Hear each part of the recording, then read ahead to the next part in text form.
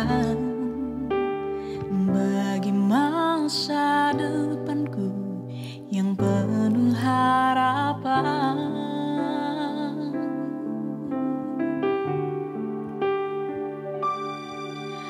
Semua baik, semua baik. Apa yang telah kau perbuat di dalam hidupku, semua baik, sungguh teramat baik. Kau jadikan hidupku berarti.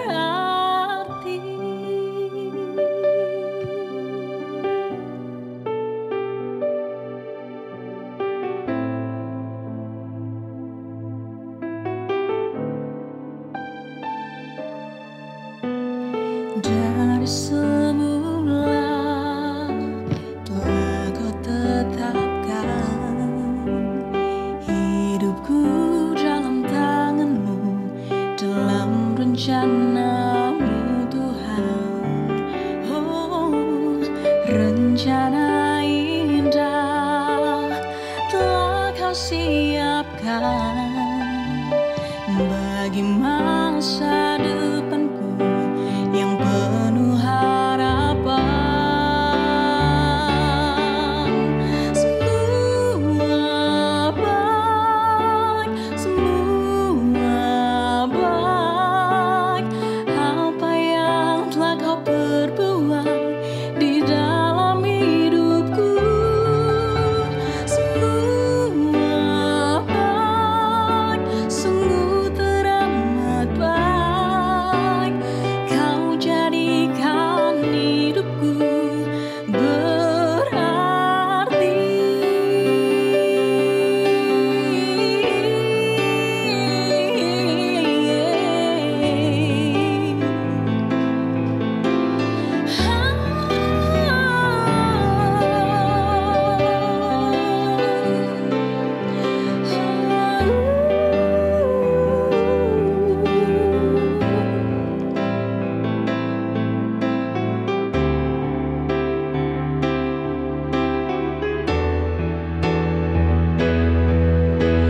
Semua baik, semua baik.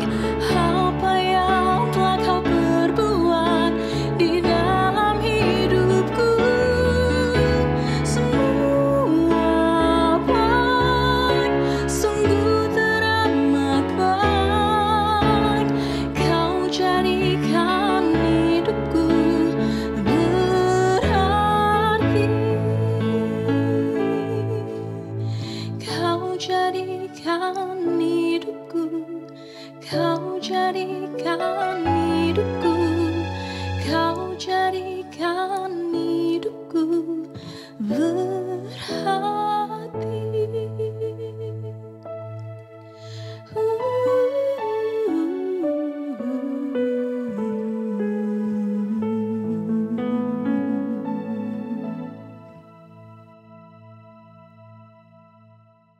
Ya ampun, Ninda, kamu tuh ngapain aja sih? Masa iya tabungan? Ini baru awal bulan loh, Nin. Masa iya tabungan udah segini sih? Aduh, gimana dong? Apa yang harus aku lakukan untuk bertahan? Ini masih awal bulan, Ninda. Kamu tuh ngapain aja coba? Ih, ini beli banyak banget nih. Ah, ini gimana?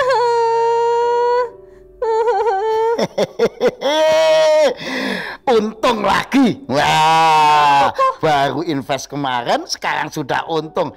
Betul-betul perencanaan keuangan yang tepat. Soli seneng banget deh. Aduh, seneng banget Nin. Kenapa? Perencanaan keuanganku nih sekarang. Kok bisa kok? Loh, aku ada temen iya? yang membantu aku merencanakan keuangan investasi supaya uang tidak cuma sekedar ditabung. Itu, kenalin. Serius? Iya bener-bener. Lah ini orangnya tuh baru di depan kok. Panggilin kok. Pak Andoyo, sini Pak Andoyo. Halo, masuk Pak. halo, Kali. Halo Pak, Ninda Pak. Ayo. Selamat sore. Iya, selamat datang di Nongki Iya. Yuks, Pak. Ini ada sobat-sobat Nongki Ninda juga udah Halo, standby di iya. sini. Ya, ini ahli Gimana keuangannya. nih, gimana? Iya nih, Ini Pak. Apa? kalau kita bingung uang kita mau diapakan, mau dikemanakan, atau bingung merencanakan, nah ini ahlinya. Pas banget, ini kan masih awal bulan ya. Kok masa iya tabungan Ninda tuh tiba-tiba langsung lenyap begitu saja? Itu gimana dong caranya, Pak? Iya, itu penyakit kebanyakan orang di iya era modern ini. Iya Jadi sih. bukan sesuatu yang aneh. Ya, Jadi dia penyakitan. Penyakit. Kenapa? Jadi banyak orang itu setelah mendapatkan penghasilan lupa menggaji dirinya sendiri.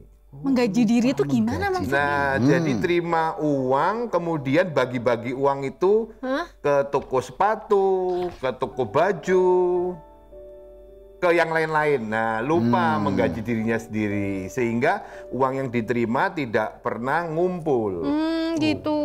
Nah, itu yang pertama. Yang kedua, karena pada saat membelanjakan uang seringkali yang menonjol itu adalah keinginan. Nah, aku pengen ini, pengen ini. Biasanya keinginan itu sudah dipendam pada saat uangnya belum ada. Jadi pada saat uangnya ada, dipuaskan keinginannya bener tadi. banget. Kayak check out ini, check out itu, check out gitu Iya, loh. padahal keinginan itu nggak ada batasnya. Oh gitu Kalau ya. waktu uang kita bertambah, penghasilan bertambah, keinginannya juga bertambah sehingga nggak pernah selesai. Terus gimana itu, Pak? Nah, Ya, jadi harusnya kalau Nindanya. kita pengen supaya masa depan keuangannya itu baik, maka satu hal yang penting adalah mengendalikan keinginan. Nah itu, Nah, itu dulu. PR Ninda nih kan, ini Nah. PR saya. Nah itu gimana Pak caranya? Kenapa kok orang itu ingin selalu memuaskan keinginan? Kenapa? Nah, kira-kira gini, kenapa? Karena entah barang-barang itu tiba-tiba lucu aja terus kayak Hai Ninda beli aku Kayak gitu. manggil-manggil ya? Iya kayak manggil-manggil Gini, gitu. kayak manggil-manggil Hai. gitu ya? Iya apalagi kayak udah awal bulan loh, halo gitu. Gimana? Nah, itu karena banyak orang menempatkan kebahagiaannya pada benda-benda, pada sesuatu yang dia bisa beli. Bahkan ada, nah ini promosi namanya. Jadi ada katakanlah namanya shopping itu sebagai terapi. Wah, menakutkan ya. Iya. Kalau stres shopping, wah menakutkan. Waktu shopping nggak apa-apa. Waktu bayar itu tambah Iya stres bener ya. tambah stres itu Nah. saya tuh kayak gitu. Gimana dong Pak? Nah, jadi kalau seperti itu memang kita harus menyadari bahwa yang namanya kebahagiaan, kepuasan, ya apa yang kita dapatkan dari hidup ini itu harus dari dalam. Gitu. Jadi pada saat kita mau membeli sesuatu, kita harus bertanya, ini butuh nggak ya? Oke. Bukan saya ingin atau enggak, tapi saya butuh nggak? Oh. Nah, biasanya tips buat Gimana, semuanya gimana? sahabat Nongki. Jadi kalau kita mau beli sesuatu apalagi yang mahal, ada 2 tips. Pertama, kita tunda dulu. Ditunda. Misalkan, nunggu. Tunda 2 minggu. Waduh. Kalau dalam 2 minggu saya nggak terganggu kehidupannya, Berarti aman. berarti nggak dibutuhkan itu. Weh. Nah, itu tips pertama ya. Tunda dulu. 2 minggu ya, Nah, sobat ya. Yang kedua, dicek. Misalkan gaji saya, misalkan ya, gampangannya satu harinya itu 100.000. Berarti kalau saya mau beli sebuah barang harganya 2 juta, berarti langsung kita hitung, 2 juta, gaji saya satu harinya itu 100.000, berarti itu saya kerja 20 hari. Berarti kalau saya beli barang itu, Terlalu waktu mahal. kerja saya 20 hari itu hilang percuma hanya untuk dapat itu. Iya. Nah, itu untuk membuat kita jadi, kayaknya berat deh, nggak usah. Nah, pertimbangan ketiga, ini seringkali banyak dilupakan. Kira-kira kalau saya beli barang itu nilainya makin naik atau turun bahkan menjadi tidak bernilai. Nggak ada nilainya. Nah, itu seringkali banyak orang beli sesuatu yang mahal, ngoleksi macam-macam, padahal Tapi itu semua harganya turun. dalam tanda petik sampah. Ya. Nah, Lucu ini ya. kalau kita udah sadar tentang itu, sekarang lebih selektif. Gimana selektif?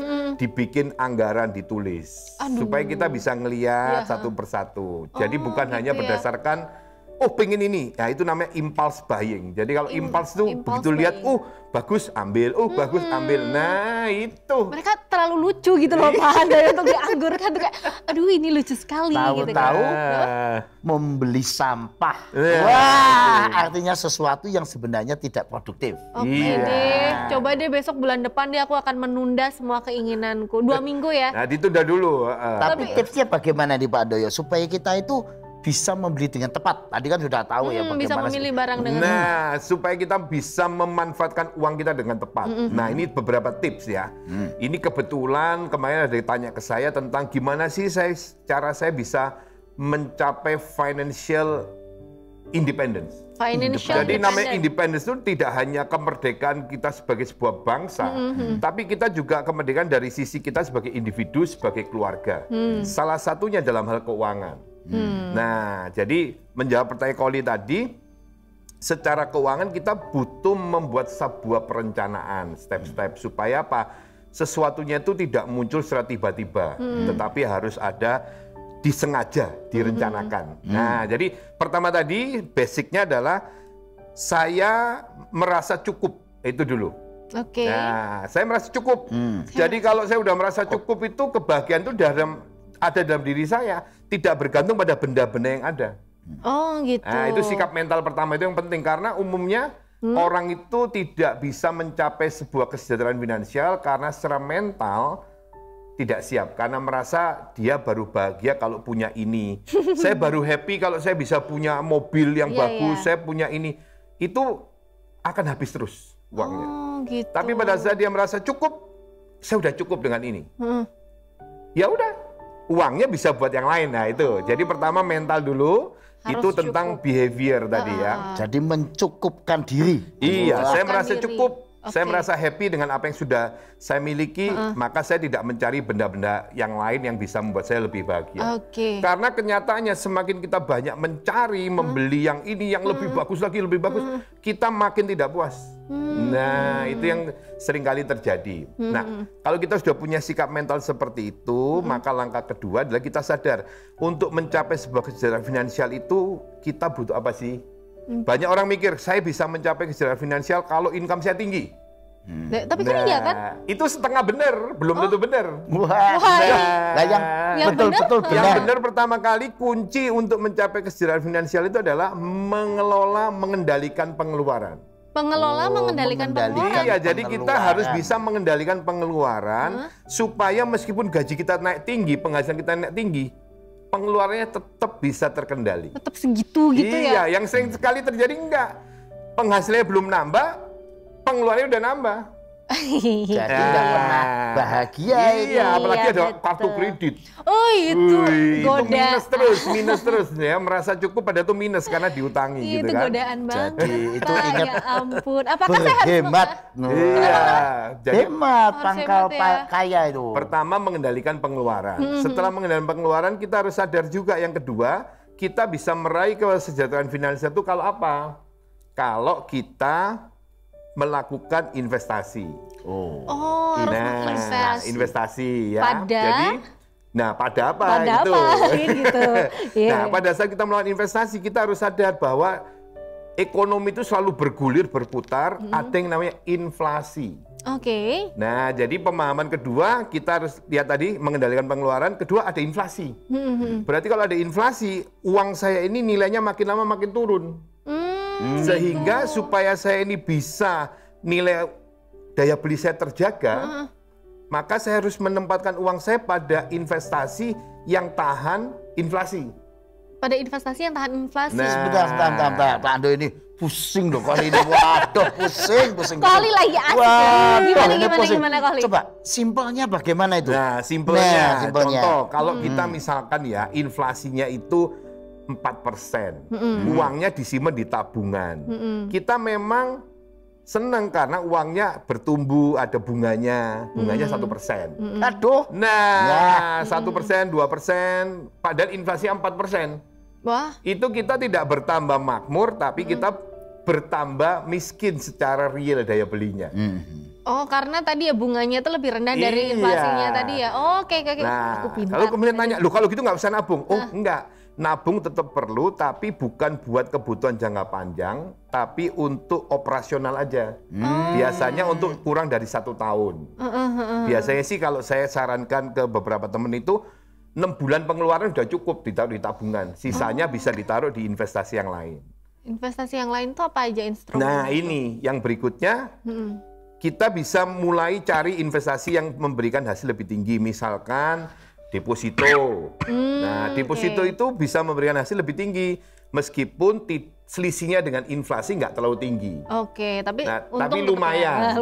Ini biasanya untuk jangka dana yang sifatnya pendek. Misalkan 2 tahun kita mau sekolahkan anak, kita mau kebutuhan yang sifatnya pendek, katakanlah 3 tahun ke depan, ya kita taruh di deposito. Jadi kalau semua uang di deposito juga nggak bagus ya? Nggak bagus. Oh, tetap harus dibagi gitu Iya. ya? 2-3 tahun. Iya. Lalu kalau yang 5 tahun? Nah, 5 tahun kita mengenal namanya obligasi. Obligasi. Nah, obligasi itu surat utang dari perusahaan atau negara. Contoh kalau negara kita itu ada ORI yang paling sering di obligasi retail Indonesia. Itu bunganya atau kupon, kalau obligasi namanya kupon, dia lebih tinggi sedikit. Oke. Ya, bisa kira-kira 5, sekian persen, bisa lebih tinggi tergantung dari kondisi. Nah, kalau kita mau panjang untuk anak kita sekolah nanti, nah kita bisa milih yang mulai lebih canggih. Misalkan kita bisa ajarkan ini buat yang anak-anaknya masih kecil, belajar tentang capital market. Capital market. Wah, Nah, gitu pasar ya. modal. Oh. Jadi pasar Kamu modal tahu itu nggak itu pasar modal? tempat bertemunya istilahnya orang yang bertransaksi untuk dana jangka panjang. Oke. Nah, yang paling sering dilakukan, yang kita daily bisa lakukan itu di dalam investasi dalam bentuk saham. Oh, saham. Nah, jadi kalau kita lihat perusahaan-perusahaan itu ya, kita misalkan sekarang nih kita minum ada air mineral, itu perusahaannya ada yang sudah go public. Nah, kita minum misalkan teh, itu juga buatan dari perusahaan yang sudah go public. Nah, kalau kita beli sahamnya berarti kita juga ikut menjadi pemilik dari perusahaan itu, meskipun 0,00 sekian persen gitu ya. Jadi Pemilik. kita harus berubah ya. Iya. Dari penikmat, Iya. tapi jadi pemilik-pemilik. Juga memiliki, Nah, gitu. Kita Wah. nyimpen uang di bank misalkan, nyimpen uang di bank. Kita juga kalau bank itu go public, kita bisa beli sahamnya, kita jadi pemilik dari bank itu. Oh, Nah, apa enaknya kita jadi investasi di dalam saham? Kalau misalkan saham itu perusahaannya untung, dia bagikan dividen, kita dapat dividen. Oh, gitu. Nah, dividen itu besarannya bisa macam-macam, ya. Jadi kalau perusahaan tertentu, industri tertentu itu bisa gede banget, ya. Nah, kemudian kalau sahamnya ini pertumbuhan perusahaan itu bagus, sahamnya harganya bisa naik. Kita mendapatkan namanya capital gain. Oke. Nah, ada riset dalam jangka panjang, kalau kita simpan uang dalam jangka panjang, yang anti inflasi itu saham ini cocok dipakai. Tapi berarti kalau saham memang lebih bagus dari deposito dan tabungan. Iya, secara potensi keuntungan, tetapi ada risiko. Nah, itu. Nah, betul. risikonya bisa turun. Maka kita kalau mau nyimpen di situ harus betul-betul paham uangnya ini tidak akan kita gunakan untuk waktu yang cukup panjang. Oh. Dan harus belajar gimana cara memilih saham yang tepat, melakukan investasi, ya, supaya kita ngerti dengan apa yang kita lakukan. Pantesan itu Pak Ndo, itu Kenapa? sahabat kita itu kan baru mengeluh. Katanya dia main saham, rugi besar. Nah, Iya. itu biasanya banyak sebab kalau rugi. Rugi itu terjadi kenapa? Karena waktu dijual harganya lebih rendah dari harga beli. Oke, ya, ya. Pertanyaannya kenapa kok orang mau jual wis ngerti kalau harga jualnya itu lebih tinggi daripada harga jualnya lebih rendah daripada harga beli. Kok mau? Itu kenapa? Saya belinya 1.000, tak jual cuma 600. Kok mau? Mungkin Ayo. takut nggak naik lagi kali, Pak. Bisa jadi itu nggak percaya. Kedua bisa juga butuh duit. Oh, ya, Nah, kalau kita udah mendesak tahu ya. penyebabnya kenapa kok orang mau jual udah tahu rugi. Maka pertama kita harus paham, kita harus tahu saham yang kita beli itu apa bisnisnya, bagaimana profilnya, bagaimana kondisinya. Kita harus tahu dan itu butuh belajar. Wah, riset Nah, lagi dong. kebanyakan orang tidak mau melihat sendiri tapi hanya ngikuti katanya. Nah, katanya. Iya, benar. pantesan banyak Kenapa? orang yang Gitu. gagal ya. Kalau Iya. katanya itu kita Iya. nggak tahu sendiri, tahu-tahu, loh kok nggak seperti katanya. Nah, akhirnya dijual. Wah, iya, iya, Kemudian butuh duit karena uangnya itu tidak dikhususkan untuk yang investasi jangka panjang. Uangnya ini gitu. cuma tergiur dapat untung cepat, uangnya mau dipakai disimpan di saham. Oh. Sahamnya anjlok, duitnya harus dipakai, terpaksa dijual. Berarti nggak boleh pakai uang bisa. yang mendesak gitu ya, Pak? Ya? Iya, sebaiknya jangan. Jadi harus ditata dengan benar, sehingga saham itu meskipun dia punya potensi menghasilkan keuntungan, bahkan ada research yang ya bertahun-tahun itu, kalau dalam jangka panjang di atas 25 tahun itu dia relatif lebih baik dalam mengantisipasi inflasi. Tetapi tetap ada risiko yang kita harus pahami. Beresikonya Nah, itu itu. tadi ya. Tapi berarti saham itu bukan judi ya Pak Leo? Bukan. Emang Jadi ada- Bedanya apa? Wong gambling juga. semua itu bisa dianggap judi Kalau atau bukan. loh, gimana tuh maksudnya? Nah, contoh ya. Contoh yang paling sering kita main olahraga itu permainan olahraga, tapi orang bisa ngambil judi. Atau Ya. mobil lalu lalang, kita bisa nebak, ayo judi, misalnya taruhan. Yang mau lewat ini mobil plat nomor ganjil atau genap, itu judi. Oke. Nah, jadi semua segala sesuatu itu bisa dianggap sebagai judi. Ya kalau saham. Jadi Dan judi tidak. itu adalah sebuah mindset. Nah, kalau secara teori, ini terlalu ribet ngomongnya kalau teori ya. Teori itu, Ya sederhananya aja. jadi kalau kita misalkan investor itu dia lebih menghargai uangnya sekarang. Jadi kalau saya punya uang 1 juta ini, oh saya jaga bener jangan sampai hilang, jangan sampai rugi. Maka saya harus melihat betul-betul investasi ini kita teliti dengan hati-hati. Nah, jadi kita mencari informasi perusahaannya, potensi keuntungannya berapa, baru kita yakin.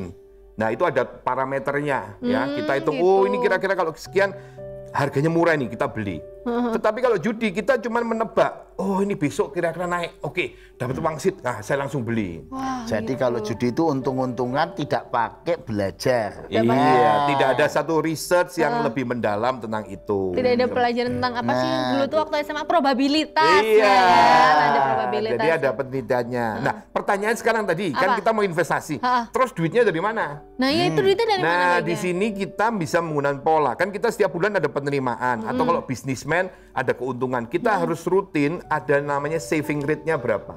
Saving Jadi rate. dari income yang kita terima, itu tadi kita gaji diri kita sendiri. Oh, gaji Artinya diri itu uangnya ya? itu kita ambil dulu buat saya, masa depan saya.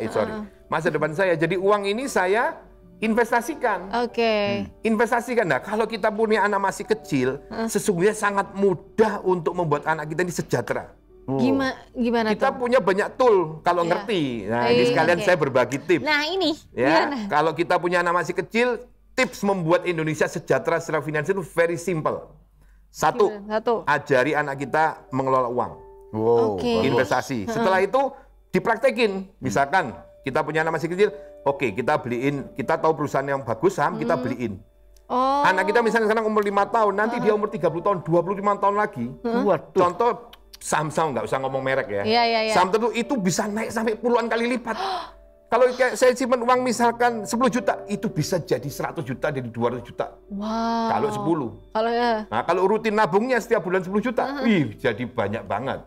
Kenapa saya baru ketemu Bapak Nah, sekarang? Wah, ini Itu makanya pertama. itu. Iya, terus yang itu kedua, pertama, yang kedua. Ini, yang kedua. Heeh. Kita, setiap orang itu suatu hari pasti nanti dipanggil Tuhan. Iya. Waduh. Ya, itu suatu kepastian. Ngeri. Yang Iya, nggak iya, pasti iya. itu kapannya kita nggak tahu. Iya Nah, sih. orang tua benar, kalau udah benar. memahami itu, dia bisa menyiapkan ada instrumen namanya life insurance. Oke. Life insurance itu bisa dibeli dan pada saat orang tua dipanggil Tuhan, meninggal dunia, ini bisa dikasih ke anak-anaknya. Oh, iya. Dan ini kalau dimanfaatkan, Indonesia bisa sejahtera banget.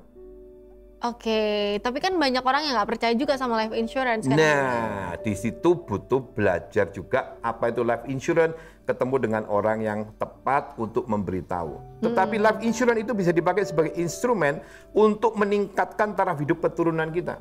Gitu. Nah, kalau kita lihat sekarang banyak ya generasi-generasi muda ini kalau mereka memahami literasi keuangan sejak awal, wih, itu nanti kehidupannya pasti luar biasa. Wah, luar biasa sekali. ya. Anak-anaknya kemudian lebih sejahtera. Nah, Indonesia secara ekonomi jadi lebih kuat. Wah, luar Nah, biasa ini yang sekali. penting, dah. Iya, berarti kita Tapi harus belajar tidak juga. boleh kita menyia-nyiakan uang kita sekedar untuk jajan-jajan. Betul Iya, sekali. saya. Sejak dini harus ada pendidikan finansial ya. Nah. Iya. Aku mau ngobrol lagi tapi ini ada yang mau lewat dulu Pak Ando boleh, ya. silakan. Sama Poli ya. Kita Iya. akan kembali lagi Sobat Nongki setelah pesan-pesan berikut. Jangan kemana-mana. Inilah Yogyakarta, kota seni dan budaya dengan keindahan alam sebagai kota pariwisata. terletak di jantung kota Yogyakarta, Kencana Foto dan Videografi yang telah berdiri sejak tahun 1981 menjadi bukti betapa fotografi telah berkembang dan menjadi seni yang terus bertumbuh. Dua rekor muri telah didapatkan oleh Kencana Foto sebagai studio foto outdoor terluas dan terlengkap. Segala kebutuhan foto dan video bisa dilayani. Dilengkapi dengan berbagai macam fasilitas seperti galeri frame, ruang make up yang luas dan nyaman, gaun-gaun yang lengkap, serta segala kebutuhan foto lainnya. Masih di Nongki Yuks ya Sobat Nongki, kita ngomongin soal financial nih hari ini nih. Itu isu banget deh kayaknya buat angkatan aku dan sobat-sobat Nongki di luar sana ya. Bagaimana untuk bisa mengatur financial supaya bisa financial independence tadi gitu kan. Masih bersama Pak Handoyo juga. Nah tapi Pak Handoyo, saya tuh penasaran. Pak Handoyo tuh expert banget kayak gini tuh, dulu backgroundnya memang keuangan atau gimana sih kok bisa terjun gitu ya? Sejarahnya. Iya. Nah, sejarahnya kalau ngomong sejarah panjang ya. Iya. Jadi, cuman saya akan ceritakan sederhana, singkat. Boleh. Jadi, kalau tentang saya sekarang ada di keuangan, karena memang pekerjaan saya itu di bidang keuangan. Tapi kemudian dengan bekerja di bidang keuangan tidak serta-merta saya bisa memahami banyak hal. Saya harus banyak belajar. Nah, itu saya belajar secara sendiri maupun mengikuti sertifikasi macam-macam. Itu untuk menambah wawasan. Tetapi pelajaran terpenting dari apa yang tadi saya sampaikan adalah dari pengalaman hidup. Jadi pengalaman hidup itu mengajarkan banyak hal. Nah, karena dulu background saya pada saat kecil itu kan ya ekonominya itu terbatas. Jadi saya di situ melihat ternyata orang itu kalau nggak punya uang yang cukup, wah hidupnya terbatas banget. Susah juga. Mau ini nggak bisa, mau ini nggak bisa. Satu. Dan secara psikologis itu bisa berpengaruh. Kita jadi minder. Waduh ini ya nggak usah lah, kita nggak mungkin mampu.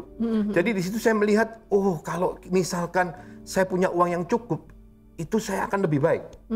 Nah pemahaman itu kemudian yang membawa saya mau kuliah, kebetulan pada saat saya SMA itu sudah mulai penjurusan, jadi saya mau belajar tentang uang. Langsung ya, saya belajar tentang uang.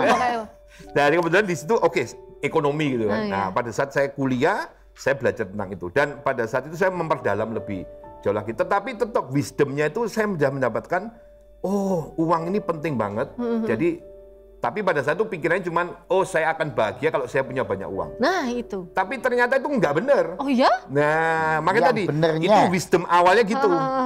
Karena waktu kecil merasakan kalau nggak ada duit terbatas tuh, waduh nggak enak. Mau apa nggak enak. Tetapi kemudian saya tadi berpikir, oh kalau punya uang berarti enak. Ternyata setelah berjalannya waktu, saya semakin banyak belajar dari pengalaman juga. Ternyata uang itu tidak membuat kita bahagia. Kenapa? Ya ini, karena ini pengalaman ya. Contoh saya dulu, waduh kalau saya misalkan punya kendaraan ya roda 2, rasanya enak. Ternyata saya punya, biasa. Lalu punya impian lagi yang lain, kayaknya kalau punya ini enak. Ternyata enggak tuh, biasa. Setelah punya juga biasa. Nah, dari situ saya mengambil kesimpulan, segala sesuatu yang sifatnya benda itu kelihatannya luar biasa kalau kita belum punya. Tapi kalau kita udah punya, itu biasa. Jadi yang membuat kita bahagia, membuat kita semangat itu bukan bendanya. Tetapi pada saat apa yang kita bisa kontribusikan buat orang lain. Wah, bagus. Nah, itu yang saya pahami. Pada saat saya melayani klien, beliaunya itu terbantu. Saya thank you, rasanya senang banget. Pada saat sharing pada teman-teman ya, dan mereka terbantu, mereka memberikan testimoni, wah itu luar biasa happy-nya. Nah, di situ saya baru menyadari, sehingga setelah itu, setelah menemukan wisdom kedua ini, saya tidak lagi ngomong tentang uang, tetapi apa yang saya bisa lakukan untuk bisa membuat hidup orang itu lebih baik melalui apa yang saya ketahui. Maka saya belajar banyak hal dan kemudian men-sharingkan, saya mencari orang itu butuh apa ya. Nah, saya coba memberikan, namanya value added, nilai tambah. Dari nilai tambah yang diberikan itulah kemudian namanya uang itu nggak usah dicari, dia akan datang sendiri. Oke, value-nya diri sendiri yang Value kita yang saya bisa berikan buat orang lain sehingga gitu. hidup mereka jadi lebih baik. Oh, Jadi sebenarnya Pak Andoyo seperti financial planner gitu ya. atau Iya, financial orang lain ngomong gitu, advisor. cuman saya merasa Merencanakan ya, supaya orang lain sejahtera begitu. Iya, kurang lebih. Wah, ini Keren mulia juga ya. banget ya. Kurang lebihnya gitu. Jadi gitu nih ya. Jadi kalau orang kerja itu jangan cuma memikirkan keuntungan diri. Uang itu cuman akibat. Oh gitu. Wah, Dari wah, apa yang kita berikan buat orang lain, dari komitmen kita, dari kontribusi yang kita berikan. Pada saat kita memberikan itu semua, nggak usah dipikirkan, uang itu pasti datang dengan sendirinya. Oke, tuh Sobat Nongki, kok aku jadi gini kalau Sobat Nongki? Enggak, maksudnya kita harus belajar itu juga ya sebagai anak muda, apalagi kadang tuh kan kita masih menggebu-gebu soal aku pokoknya harus dapat duit Nah, sekian. itu untuk wajar dapat- karena belum Iya. punya. Iya, karena Nah, belum tapi punya. pengalaman sudah tadi punya, pengalaman nah. kalau kita misalnya dulu contoh tentang uang tentang benda sudah. Iya. Saya dulu mikir, kalau saya bisa jadi nomor 1 Hah, prestasinya, saya pasti happy banget. pas jadi nomor 1? Biasa. Oh wow, baiklah. Kalau saya bisa keliling dunia, Hah, happy, luar biasa senang. Ternyata biasa. Oke. Maka di situ, maksudnya kalau kita mengandalkan itu, kita akan cepat jadi boring. Tetapi pada saat saya coba kasih apa yang bisa saya kasih ke orang lain ya ini, itu selalu muncul ide-idenya. Oke. Itu kalau di bahasa Alkitab ada Apa? Pak Andoyo. Iya, iya, Pak. Hidup menjadi berkat. Nah, Nah ini saya bacain dulu. Iya, Ada? iya, iya. Amsal 3 ayat 9. Oke, ya. bunyinya. Muliakanlah Tuhan dengan hartamu dan dengan hasil pertama dari segala penghasilanmu.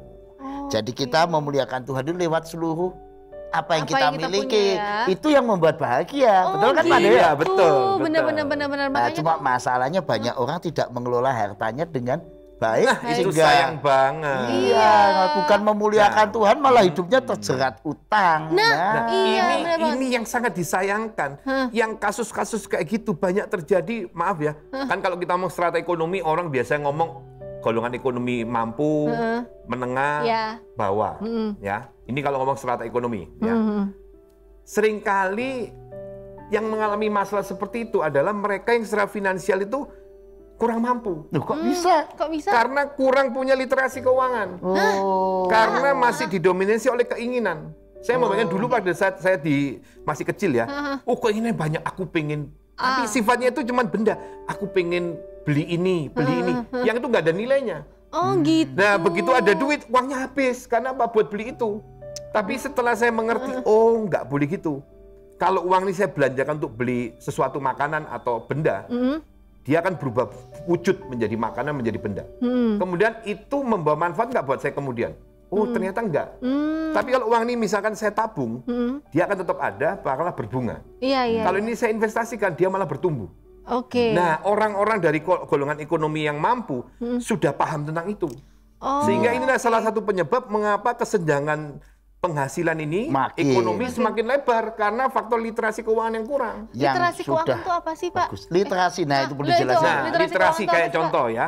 Kita kalau bisa baca itu berarti kita literate, bisa membaca. Iya. Nah, literasi keuangan berarti kita melek secara finansial. Kalau saya punya duit, harus diapakan duitnya. Punya rencana. Nah, punya rencana untuk menggunakan ini. Wah. Kalau orang kebanyakan punya duit, Belikan. Belanjakan. Nah, itu. Belanja Nah shopping. ini penting nih Gitu. semua ini sahabat Nongki nih. Iya. Mulai sekarang kita tuh harus melek cara penggunaan uang kita. Nah. Ya, jadi bukan cuma cari duit itu penting Ya. supaya kita menghasilkan, meningkatkan kapasitas diri, pengetahuan itu penting. Tetapi yang tidak kalah penting setelah kita punya uang, terus mau diapain? Nah, Nah, ini coba, harus coba. benar. Tipsnya bagaimana? Kalau Oh, iya. aku punya uang sekian, berapa persennya nih? Oh iya, ada berapa itu ini, nggak? ini ya. Ini tips. Tipsnya ini didasari dengan tujuan supaya hidup kita itu tenang, kemudian terarah ke depan, bisa mencapai kesejahteraan finansial. Pertama, pada saat kita udah menerima penghasilan, berapapun penghasilan kita, maka kita harus berani menyisihkan, menggaji diri kita. Syukur bisa 50%. Waduh, Waduh. 50%. Kenapa? Kenapa? Karena itu menjadi sebuah kekuatan komitmen. Saya hanya mau membelanjakan 50% dari penghasilan saya. Oh. Untuk operasional. dibelanjakan. Ya, Belanja, operasional. oke. Sisanya saya mau simpan, Gitu. investasikan. Nah, kalau itu sudah menjadi sebuah komitmen, kita gampang banget mencapai financial independence. Wah, Ya, kemudian tadi setelah komitmen ini kita taruh di tempat yang tepat. Nah, Pertama, penuhi dulu kebutuhan likuiditas. 3 sampai 6 bulan pengeluaran bulanan. oh gitu. Kalau Tiga pengeluaran bulan. bulan kita 2 juta sebulan, berarti kita cukup punya 6 juta sampai 12 juta di dalam tabungan. Tabungan yang bisa diakses kapan Ya, saja itu ya. ATM ya. Heeh. Yang berikutnya kalau punya uang berikutnya kita masukkan deposito. Bagus. Itu untuk katakanlah 6 bulan ke depan. Sisanya kita bisa investasikan di saham, enggak apa-apa. Oh. Karena kita udah punya kira-kira 1 tahun untuk kebutuhan jangka pendek. Iya, Sudah terpenuhi. Itu. Lalu kalau ada risiko sakit atau apa, beli insurance kesehatan. Oke. Itu murah banget karena kita udah membatasi diri. Sesuatu yang membuat uang kita tuh habis itu apa sih? Kalau kita belanjakan atau kalau kita sakit.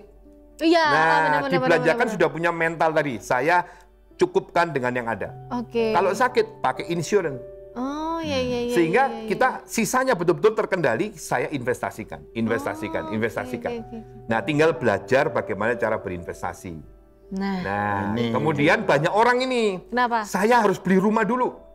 Bener nggak? Tapi kan benar kan? Nah, ini bisa bener bisa nggak? Karena gitu. kalau kita beli rumah tetapi kita belum menyiapkan fondasinya ini, nanti kita jadi nggak sejahtera. Oh, oke. Nah, Dikejar kredit di sana. kenapa? Karena rumah itu tidak menghasilkan. Oh. Rumah itu hanya memberikan kita tempat tinggal tanpa harus bayar sewa.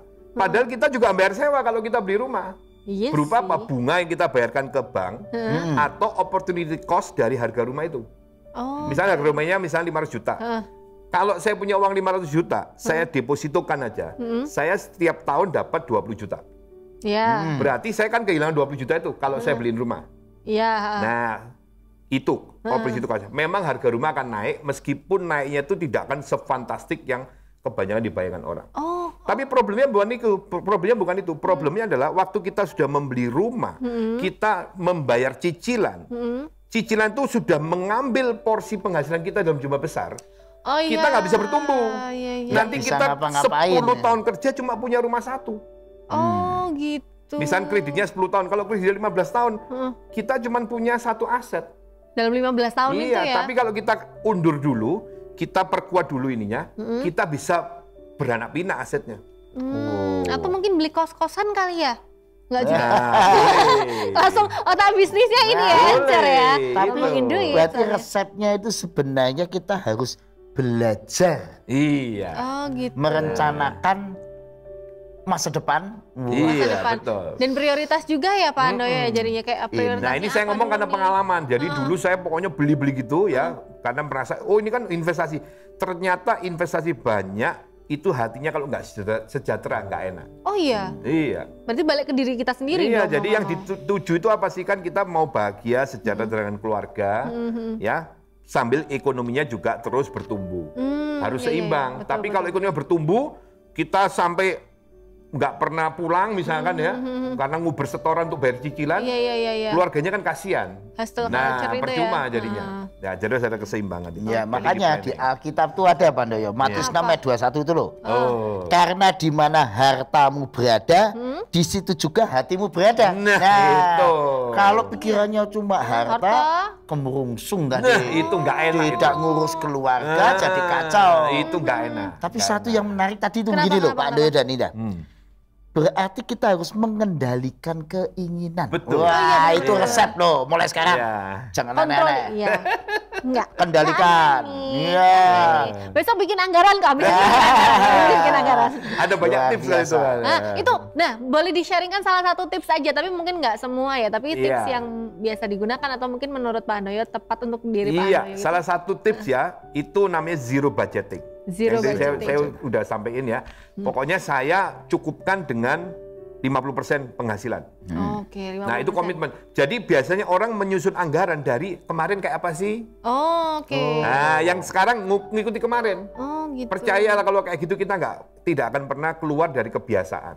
Nah, zero budgeting itu mengajarkan kepada kita yang kemarin oke saya tutup, saya mulai dari yang baru. Gaya hidup yang Nah, baru. baru kita cut langsung income saya 50%. Oke. Cuma saya paket 50%. Berat Gimana Pak bisa cukup? Handoyo. Nah, itu namanya mengubah gaya hidup. Iya, mengubah banyak hal, gitu. Nah, kalau ada nggak sih pengalaman Pak Handoyo yang mungkin menarik atau mungkin titik terendah Pak Handoyo selama mengatur atau jadi financial advertiser? Nah, Advisor, advisor salah ya. Planner. Udah keras salah lagi kan. Oh, Nah, ada nggak banyak. sih? Kalau itu banyak banget pengalaman iman ya, banyak Apa? banget. Benar-benar. Mungkin tak kasih beberapa ini ya. Jadi pertama, ya tentu saja kalau seperti saya ini kan melakukan istilahnya pekerjaan, itu kan ada pasang surutnya. Ya. Contoh pada saat awal-awal itu, pada saat saya beralih dari seorang karyawan menjadi seorang yang bergerak di bidang keuangan ini, itu dari nol. Oke. Dari nol tidak ada penghasilan sama sekali. Serius, Padahal Pak. kebutuhannya kan berjalan terus. Iya. Wah, itu deg-degan banget. Ya. Oke. Jadi gimana supaya kita bisa tetap melangkah? Harus ada tekad, keyakinan kuat. Oh, saya pasti bisa. Nah, dengan tekad itu mendorong kita untuk terus berjalan. Lalu yang kedua, saya melihat dulu pada saat saya masih kecil tuh jauh lebih susah.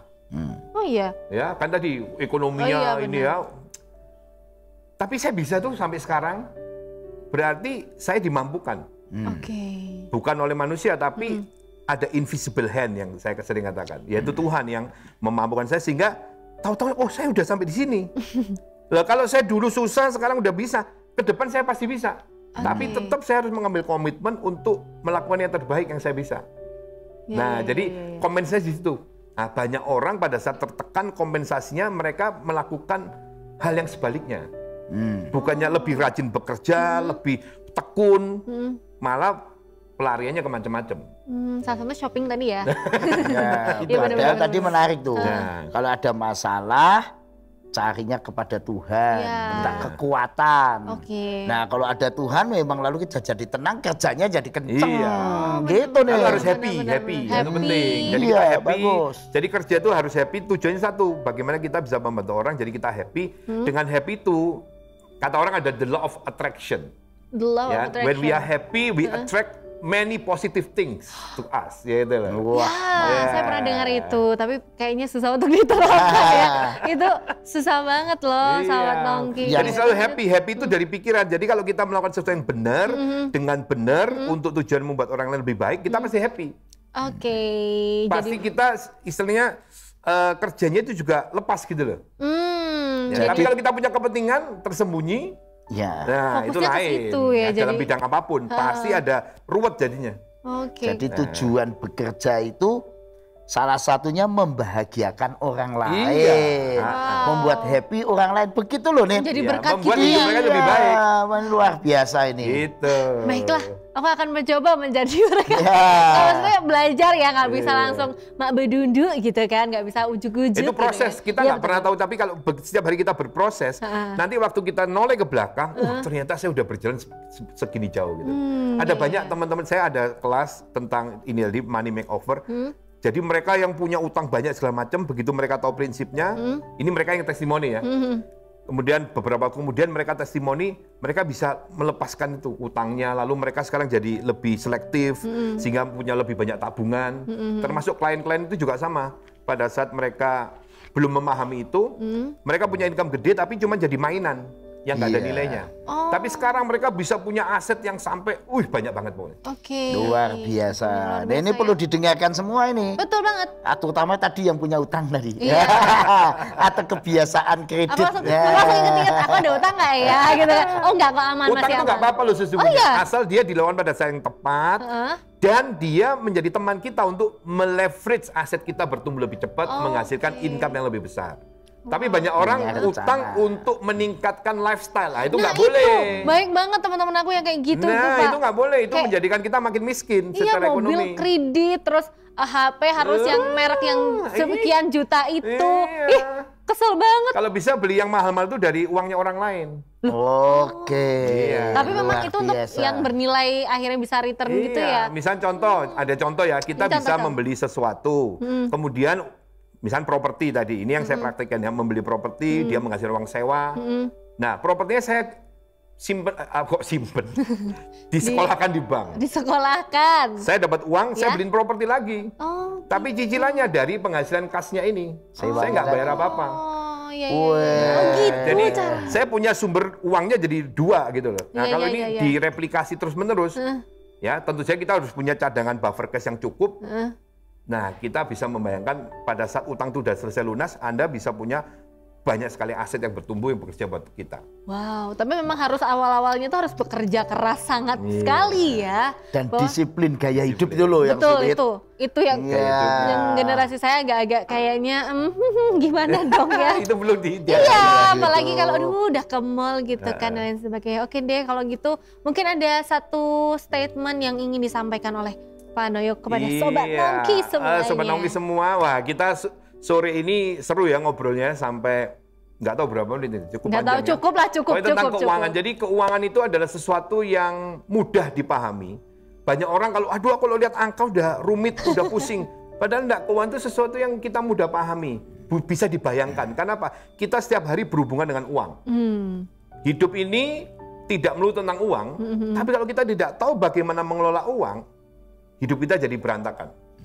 Ya, jadi mengelola uang, bagaimana kita harus dari apa yang kita hasilkan dengan susah payah, kita kelola dengan benar, itu akan menentukan masa depan kita ke depan. Oke. Meskipun hidup kita tidak melulu tentang uang, tapi uang menjadi bagian dalam setiap aspek kehidupan kita.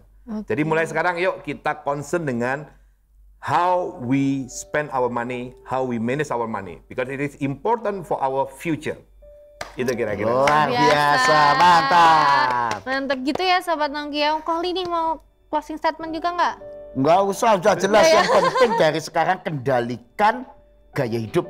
Ya, kendalikan Jangan diri. boros, kelola. Itu resep suksesnya, Oke, Indah. kendalikan diri juga ya Sobat Nongki ya. Jangan kayak aku ini masih awal bulan loh. Masa ya saldo ATM udah nol kan nggak? Halo gitu kan. Oke deh, terima kasih Pak Handoyo Ya, sudah hadir oke. di Sama-sama, rumah aku yang luar sama-sama. biasa. Makasih Koli sudah memberikan Iya, jalan senang keluar sekali lagi. ya. Sarangi. Oke, kita kembali lagi di Nongki Yuk di episode selanjutnya. Dan ini ada closing lagu. Ini sebentar ya, contekan dulu. Oh, berkat anak cucu ya. Lagu penutup kita di episode kali ini. Sampai jumpa dan bye-bye.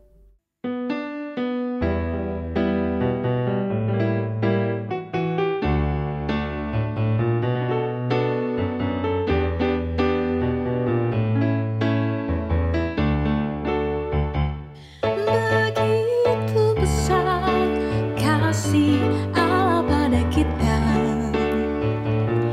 Diberkatilah anak cucu kita di mana-mana. Tuhan mengubah miskin dan menjadikan kaya. Dia merendahkan dan meninggikan juga. Berbahagialah bagi orang yang percaya.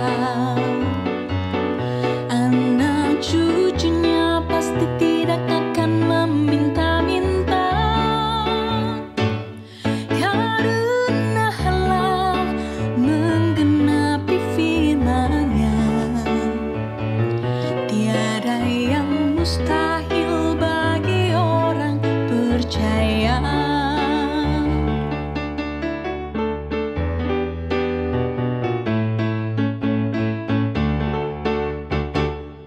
Begitu besar kasih Allah pada kita. Diberkatilah anak cucu kita di mana-mana. Tuhan mengubah miskin dan menjadikan kaya. Dia merendahkan dan meninggikan juga. Berbahagialah bagi orang yang percaya. Anak cucunya pasti tidak akan meminta-minta. Karena Allah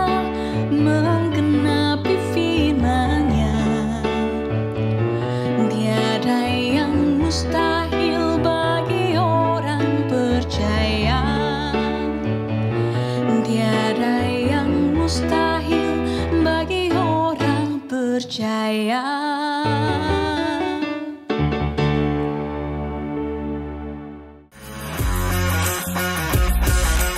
Shalom sahabat makna.